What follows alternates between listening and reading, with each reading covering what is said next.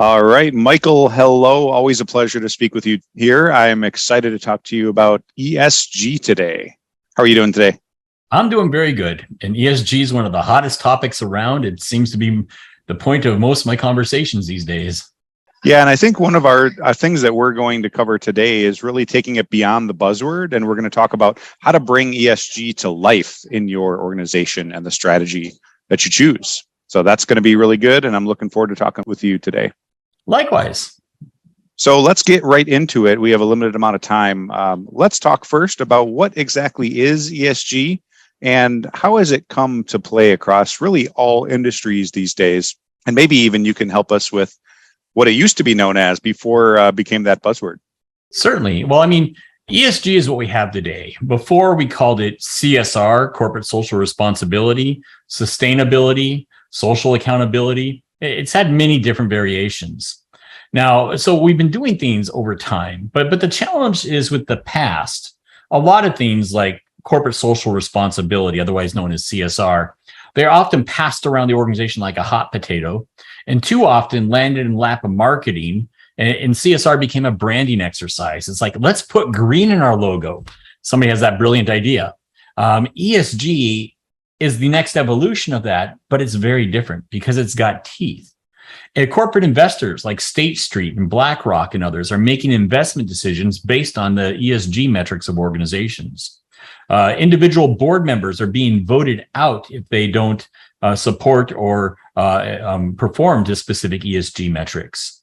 Your clients and customers, they're making decisions on who they do business with based on shared values. Even your employees, they're deciding who to work for, not just on salary and benefits, but on the shared values of the organization with themselves. ESG is critically important, and the regulators are picking up on it. And so there's a lot of regulations that span specific areas of ESG as well as the breadth of ESG. And so just even a packet, let's look at the E, the S, and the G. A lot of us, it's too often I think organizations or individuals approach ESG like the parable of the blind man and the elephant. Where one blind man fills the side of the elephant and thinks it's a wall. Somebody fills the trunk of the elephant and thinks it's a tree. Somebody fills the tail of the elephant and thinks it's a rope. And so often we focus on our perspective and we have like blinders on and some type of myopic vision, and we're not getting the full understanding of what ESG is. You look at the E for environmental, which we often focus on, and you unpack that and you get climate change, you get air, water, waste, pollution, carbon emissions and trading and all those aspects. You look at the S, the social accountability. And I've had a lot of work and experience in this area. I've sat on one global Fortune 100 company social accountability advisory board, helping them manage child labor, forced labor, working hours, wage and hour across 20,000 facilities in their global supply chain. But you unpack that S, and that's what you get. You get areas of child labor, forced and prison labor, working hours, wage and hour, health and safety of the labor force. You get privacy as part of the S because you're dealing with personal information. You have inclusivity and diversity, and the counterpoints to that, harassment and discrimination, and addressing that. And you unpack the G for governance, and you get things like internal controls over financial reporting, anti-bribery and corruption, like U.S. Foreign Corrupt Practices Act, U.K. Bribery Act, SEP and Do in France, anti-fraud, anti-money laundering, information security. There's a lot to unpack when we look at the G. Now, looking at this from another perspective is that the G is where we have the most common ground across a lot of industries. And so it's the G that's the most mature, and we've been working on for decades, and more established. And there's more consistency across different industry verticals.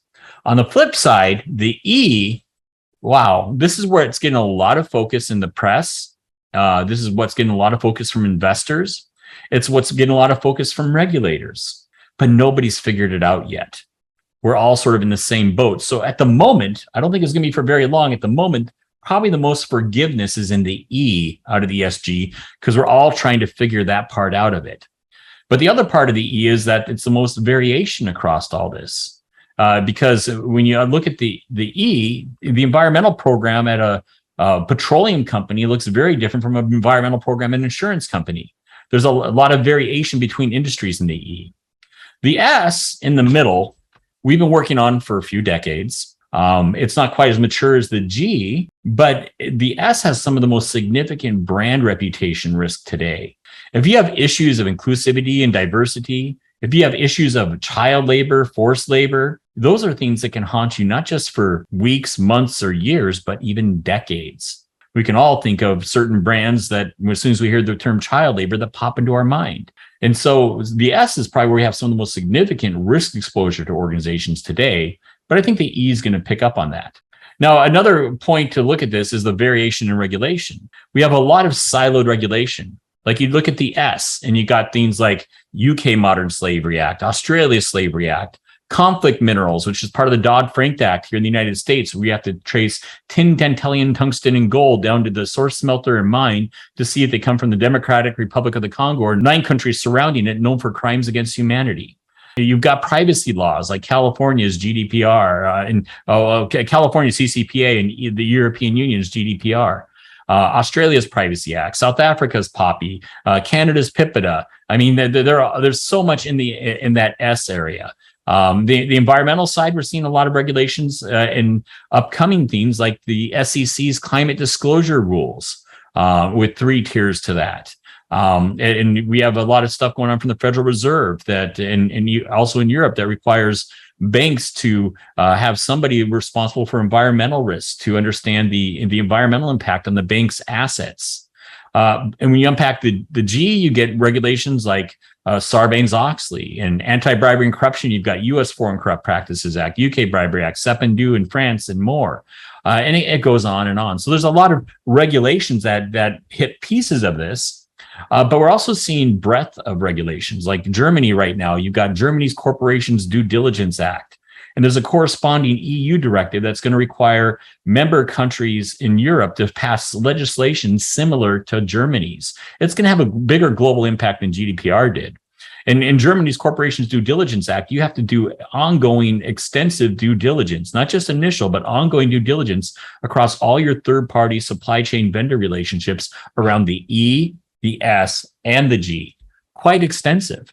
And it's going to have a huge global impact, whether you're a German company or if you are in a supply chain of a German company, and soon to be any country in Europe as the EU directive comes into force that will push that German law across the EU. Yeah, so Michael, that is a fantastic overview, and thank you for highlighting why it's important and using some of the things that I care most about, aligning to our values, and how do we measure progress. So we're going to talk about that today. I think I'd like to hear next about, well, how do you define your strategy of positioning your organization to be in the right position to survive the threats and actually thrive and beyond just the negative things that can happen? And I think a good way of doing that is developing programs and initiatives to really bring your strategy to life. So how do you get started if you don't really have a strategy yet today and define those programs? And maybe a little bit of advice for those who have already defined that strategy, but what's next and how can we maybe refine it over time and become more agile? From my perspective, it starts off with how you approach it. And if you're going to approach ESG as a compliance exercise, it's going to fail. It's going to be burdensome. But if you change that around and place it as this is an integrity exercise, it's about the organization's integrity and the values and ethics and how we operate. That's where ESG becomes successful. You know, compliance checkboxes and just trying to check the checkbox and get away past the regulator or auditor or stakeholder scrutiny, that's not going to get you very far. It's when ESG is fully embraced and you take it as an opportunity to drive forward the organization's values, ethics, and a focus on integrity. I'll never forget the day that I went into Northwestern Mutual's office here in Milwaukee and had a conversation with their chief privacy officer. And she stated that privacy isn't about compliance. Privacy is about doing the right thing for the customer. That we build our privacy program around our mission statement. And on her wall, she had the mission statement from the 1800s of Northwestern Mutual. And I can't remember it verbatim. I wish I would have taken a picture, but it's about doing the right thing for the customer. And she said, that's what our privacy program is built on. The compliance with the laws and regulations is a natural outcome if we're focused on that. And to me, in privacy is part of an ESG program, but that's the same thing that the ESG program is, embracing it as an opportunity for integrity. Now, to get further into your question there, you're doing something today in some areas. As I've already unpacked, there's so many different silos that are part of ESG. So you're doing something today, whether it's Sarbanes-Oxley, whether it's privacy, whether it's IT security, anti-bribery and corruption, tax transparency, to the child labor, forced labor, health and safety, to the environmental program. And in fact, ESG is like herding cats. And so you need to go out and understand, what are we doing in these different domains for ESG today? What's going on out there? And then how do we build our program from these pieces? And so it's understanding your current state and what's going on in the organization, because pieces are there existing. I think you're going to be hard to find that you don't have anything in place, because you have parts in place already. So it's doing a good benchmark assessment and leveraging professional services like KANINI and others to be able to go out there and do a good current state analysis of your ESG program, of what's in place today, what's working, what's not working, and then defining that future state. Where do we want to be in 2 years? The world's too dynamic to develop 5-year plans, so I like 2-year plans for something like this. Where do we want to be in 2 years? And then what's our roadmap to get there? And then getting that right team on board, as well as selecting the right technology that can deliver in that future state. Because one of the areas where I see organizations fail is when they start off with the wrong technology platform for this, and then they have to rip everything out halfway through and redo things because they didn't start with the right foundation. But I think we're going to get into that too. But to answer your question, it's that you're doing some pieces of it already. It's measuring that current state. What do we have in place? What's working? What do we like? What do we don't like? What's missing? And defining that future state in your roadmap to get there. Yeah, that's a great point. And I always like to view technology as that amplifier of what you're doing already. You're going to automate what's working well. And what happens when you automate something that's not working well? It works even worse. So you want to make sure that you get that process down and integrate to your strategy around your technology platform. But maybe let's talk a little bit more about how technology can help, and what are some of the core components that you've seen of a good ESG tech platform. Well, I often talk about ESGRC. It's because we have ESG and we have GRC. And so when you look at ESG, there's a lot of reporting frameworks like GRI, SASB, and others out there. And Deloitte did a great survey earlier this year that I liked, because it asked the question, which frameworks are you using? And if you added up all the answers to it, you get well over 100%, because people are using multiple frameworks. This stakeholder wants to report in the GRI format. This regulator wants the SASB format. Somebody else wants another format. And so it's really important that you have a strong information architecture that you can define your ESG related risks and be able to assess once and be able to report into different frameworks and structures based on different regulators and stakeholders, what they want to see. And so it really gets down to a solid, strong information architecture to be able to deliver that. And you need to be able to define what your ESG risk areas are, or control or compliance areas across the environment, the social, and the accountability. And then how do we assess and monitor that? How do we build out forms, workflow tasks, surveys, and assessment to gather that information? Are there places of integration where we can actually integrate and automate the collection of information and be able to build that out so that we can build that reporting? Part of this also gets back to accountability, that who's accountable for each area? Who's accountable for bribery and corruption? Who's accountable for privacy or labor standards in the supply chain? And defining those risks, those accountabilities we out there, we call risk owners. Who owns those risks and things, so that we have issues, we know who to talk to. Who's a subject matter expert on those areas that can provide guidance and insight? Subject matter experts are not always the risk owners. And in fact, most of the times they aren't. Subject matter experts are usually back office people that understand that area, like in the legal department or in the IT security department or the privacy department. But the actual risk is actually owned out there somewhere in the business. And so managing ESG and having to become part of the culture and environment means you have this process for reporting and assessments and surveying and gathering information, but also accountability structures, that you know who that ESG risk owner is out there for that particular domain of ESG, and that you can interact with them, and the subject matter experts can interact with them as well. All that's critical, and reporting is critical, and integration is critical as well. Yeah, I always like to think about it as who has the most to gain when this goes well. Who is that champion inside of your organization that cares about the outcome the most?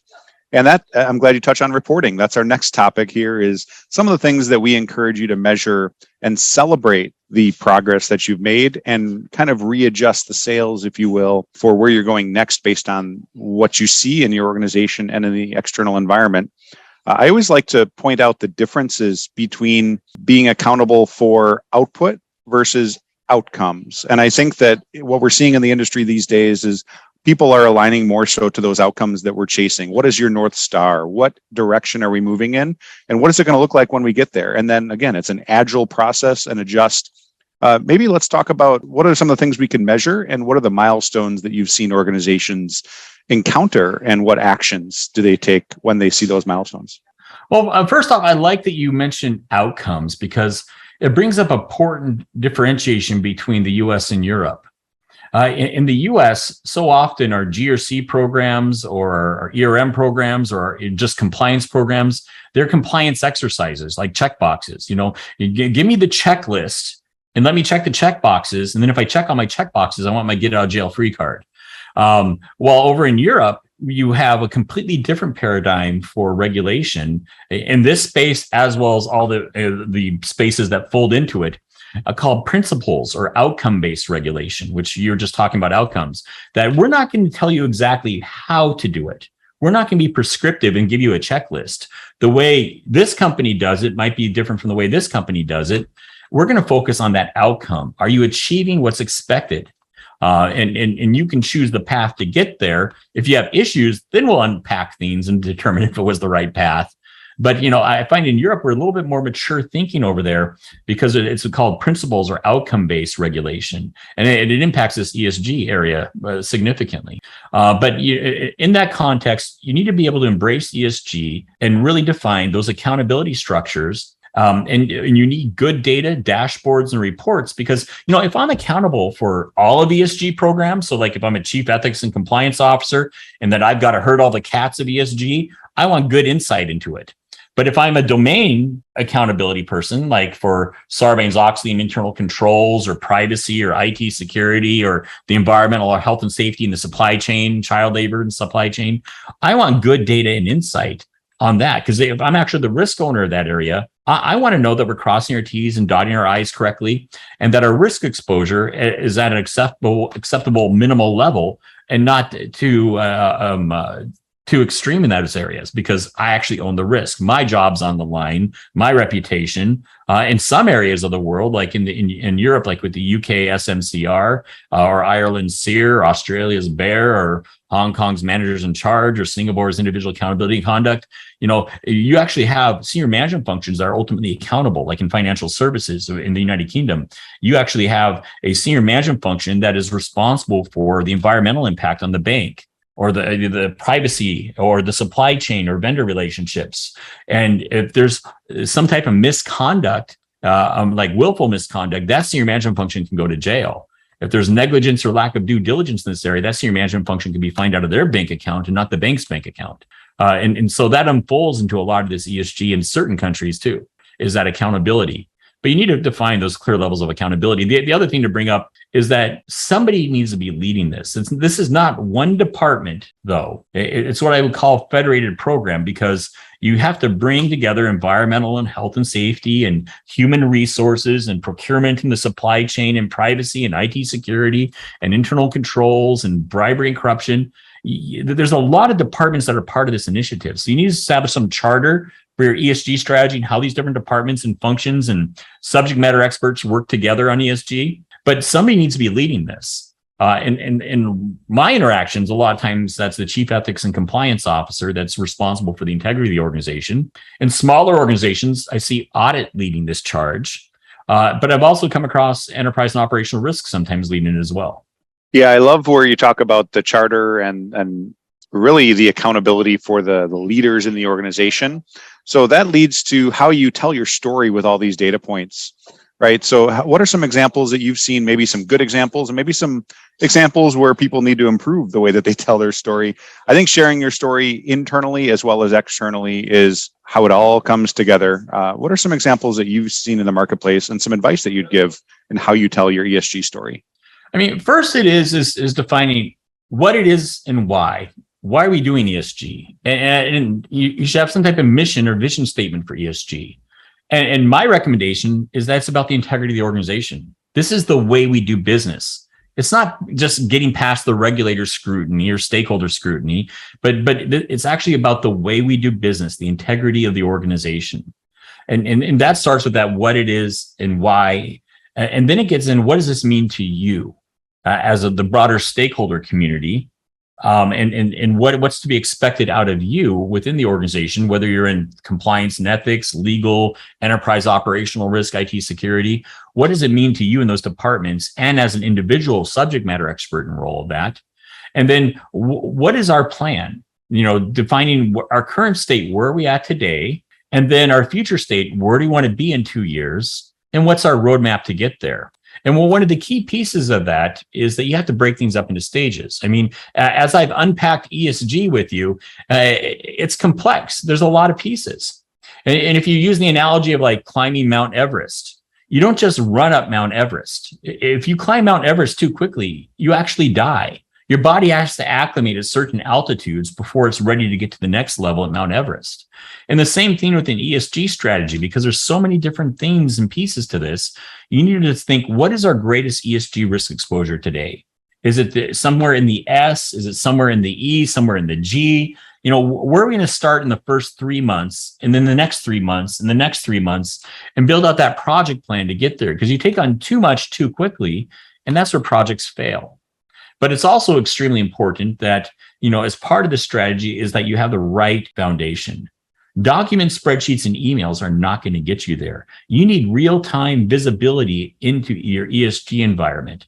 I was talking to one firm around areas of the S in ESG.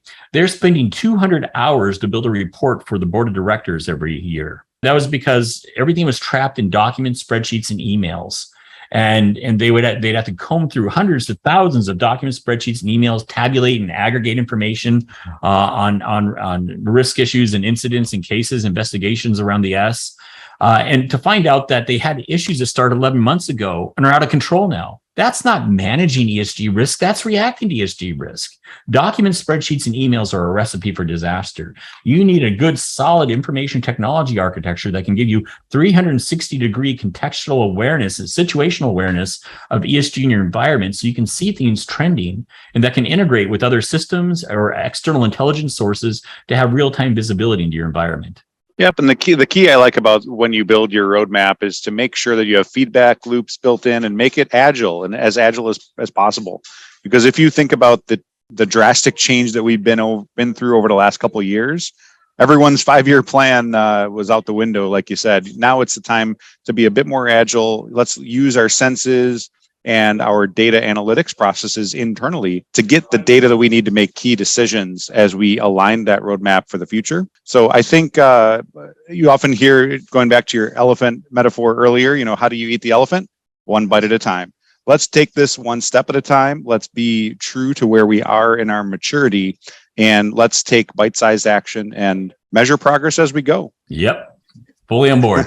Yep. So any last words here, advice, maybe anything that you've seen recently, or what you think you're looking forward to in the future, near future? Any predictions for this ESG RC marketplace? I like how you put those two together. It's going to be just an increased focus. One of my blogs I did a couple of years ago, the most popular blog I've ever done in my 28 years of my professional life, although we haven't been blogging that long, but we've been blogging for 20 years.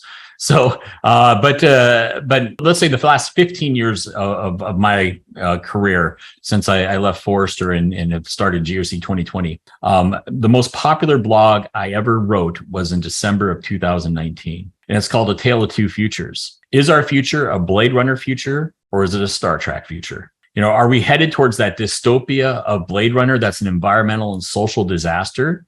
Are we headed towards that future of Star Trek, where you look at San Francisco and the International Federation of Planets in the Star Trek series? It's a very green tech environment, and it's also a very social environment. Obviously there's tensions because there's movies, but you have intergalactic cooperation, not just of races, but of alien species. But where are we headed? Are we headed towards that dystopia of Blade Runner? Are we headed towards that future of Star Trek? And I mentioned in this blog article that a lot of enterprise and operational risk management, or even GRC programs, whatever you want to put, whatever acronym you want to use, IRM, ERM, ORM, GRC, that they're out of balance. That you would think our 80% of our risk is IT security risks. And IT security risks are huge. That's where I started my career in the 90s, was in IT security. But if you look at the World Economic Forum reports and other reports, that our most significant risks we face are things like pandemic risks and climate change risks and things. And a lot of organizations up until the pandemic didn't even have these on their radar. Well, they're on their radar now. And so the decisions that not only governments make, but corporations make are going to set us on the path towards one of those two sci-fi futures, whether it's that Blade Runner future or Star Trek future. And organizations need to fully embrace ESG as this is the way we do business. It's not just passing by the regulator's scrutiny, but to actually build it for a future, this is the way we're going to conduct ourselves and how the business is going to operate. That's true ESG. Yeah, I like that a lot. And it really is a people opportunity here. I don't think it's a people problem. I think it's the way that we as people and leaders in our organizations rise to the challenge of being responsible citizens, both in and out of our organizations. Yep. All right. So I think we also have an opportunity, if we can dig deeper in one more area on the core components of the platforms. I could ask maybe a different follow-up question on that. Since we do have this in 3 parts, I think the other parts will dig deeper into the technology piece. Personally, Michael, I always like to focus on the people and process when we speak. And then since we're a technology partner, we can always add in the technology stuff too. So I guess the question I wanted to ask around the platform is what are some of the differentiators in the technology that you lay down as that foundation? What are some of the key components, maybe some of the aspects of the platforms that organizations use to manage their ESG initiatives? You mentioned dashboards. You mentioned focusing on the people who are accountable.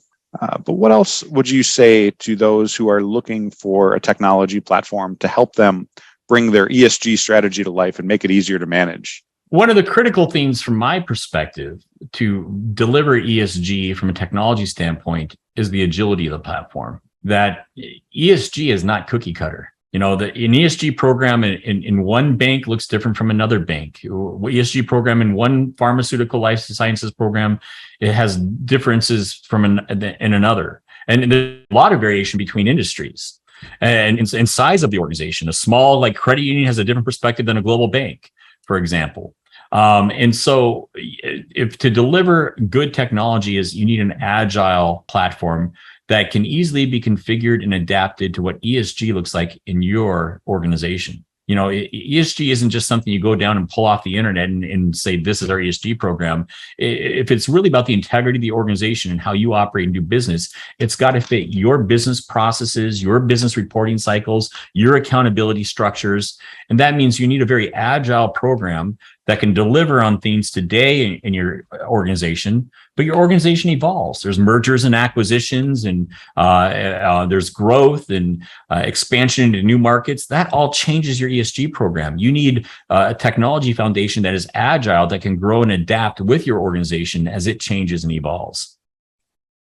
Yeah, something that brings your values to life and is aligned with your values. Yes. Yep. Well, Michael, it's been fantastic to talk with you again. Always a pleasure to kind of put our heads together. And I could see that you're passionate about this topic as well as I am. So I appreciate your time today, and I appreciate the insight that you've shared. It's my absolute pleasure. I look forward to our next interaction. Absolutely. Thanks, Michael.